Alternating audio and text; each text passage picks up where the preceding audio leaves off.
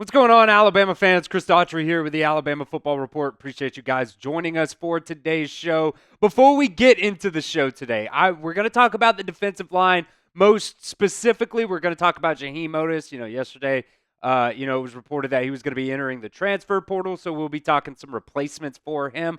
But let me know in the comments right now, do you guys think that Alabama should be playing Jehiem Oatis more, or should have been playing Jehiem Oatis more? Let me know. Type Y for yes or N for no in the comments section right now.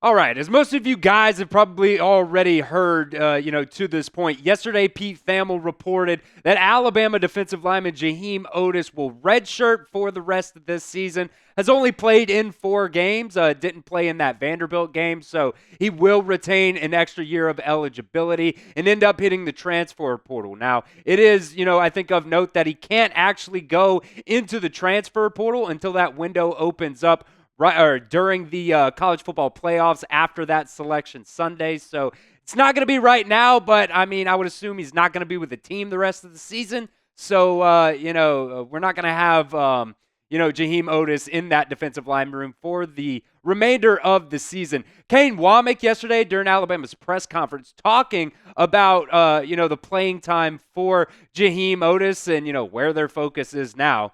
He said he's been battling some injuries, has not been able to perform or produce the way that any of us would like, but my focus is really on the players that are going to do anything that they can to help us win football games right now. Now, I've got more on this, but I want to hear from you guys at the pinned comment of today's video. How disappointed are you that Jehiem Oatis is entering the transfer portal? For me, honestly, I am pretty disappointed. He's a guy that I really like on this football team, and I think Alabama should have been playing him more. Scale it for me 1 to 10, 1 on the low end. You do not care about it. He's going to the transfer portal, more power to him. Or 10, you're just on your knees on the ground begging him for to come back. I'm not really there either. I'm kind of somewhere in the middle. But let me know at the pinned comment of today's video. That ad's going to play here on YouTube. That's totally fine. Go down there, take advantage of it, and let me know how disappointed you are that Jehiem Oatis is going to be entering the transfer portal. Now, Pete Thamel yesterday, when he broke the news, specifically said that the main reason Jehiem Oatis is going to be entering the transfer portal is because of the amount of playing time that he has gotten so far this year. And I think that's a reasonable thing to, assume when you look at the snap counts. Now, granted, Pete Thamel did also say, he battled a minor knee injury going into that Vanderbilt game, and that's why he wasn't really, able to play in that game. But if the knee injury happened before the Vanderbilt game, what happened in these other 3 games? Why is he only getting like 23 snaps against Western Kentucky? I guess that's kind of average, but then it's gone down from there, and I just really don't understand why. We'll look at some stats later on, and I just really don't think that, what Kane Wommack said, he hasn't been able to perform and produce the way that we would like him to. I just don't really think that is the case. Before we get into those stats, though, I want to look at some of the snap counts for the entire defensive line room. I took the Wolf guys out, so really just the Bandits and the DTs are in there. Tim Keenan, look, he's been your best, interior defensive lineman. I think, again, in that game against Vanderbilt, there was multiple times, including one that sticks out in my head, that, he stopped the Vanderbilt running back like 3 yards in the backfield down there on the 1-yard line, and he just got trucked. He got trucked. So, I like Tim Keenan, but, there were a lot of things in that game that, Alabama was missing a lot of tackles and just kind of getting ran through. And honestly, I think Jehiem Oatis should be up there somewhere in that same vicinity as Tim Smith. I think Tim Smith has played better this season than I really expected him to. But still, man, I think Jehiem Oatis, granted, if he is fully healthy, I think he should be up there around that 177 mark. He's down there at the 68 snap mark. I just don't think, Alabama has been utilizing him the way that he really needs to be utilized. And a lot of it has to do with the system and the way that they've been, lining up some of these defensive linemen. Like, it just really kills me in that Vanderbilt game. You're getting gashed the entire time, and then at the end of the game, you're still running 3 down defensive linemen. It doesn't make any sense to me, but That is what it is. That's how they've been playing them. And, the 4 other guys that aren't on this list right here, Hunter Osborne has had 7 snaps this year.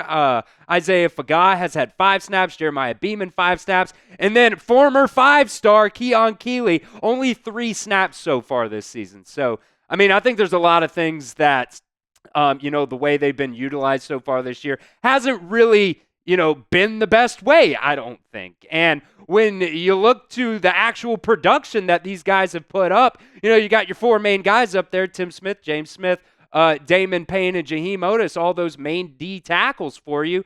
If you really look at it, Jeheim Oatis has put up relatively the same amount of numbers with about half the snaps. Jehiem Oatis at only 68. Damon Payne has 120. James Smith has 131. And Tim Smith has 177. If you, kind of, do the math there, if you give Jehiem Oatis 177 snaps, he's got probably better, stats than what he does right now. So I just do not get it. He's got 3 pressures this year. Tim Smith in 177 snaps has 3 pressures. Jehiem Oatis has 2 stops, which is really the way Pro Football Focus defines stops, is a play that is negative for the offense. So really it's, stuffed at the line of scrimmage or a TFL or something like that. So, I am not really buying the excuse from Kane Wommack that he has not been able to produce or perform the way any of, us would like. I just, maybe he does have a little bit of an injury. Maybe it's been lingering. But in the opportunities that he has been on the field, I think he has done a pretty decent job with that. And it's a real shame that he hasn't been able to get on the field. And, I think it's a real shame that he's going to be, on a different team next year, because in the first 2 seasons, he was really, really good for Alabama.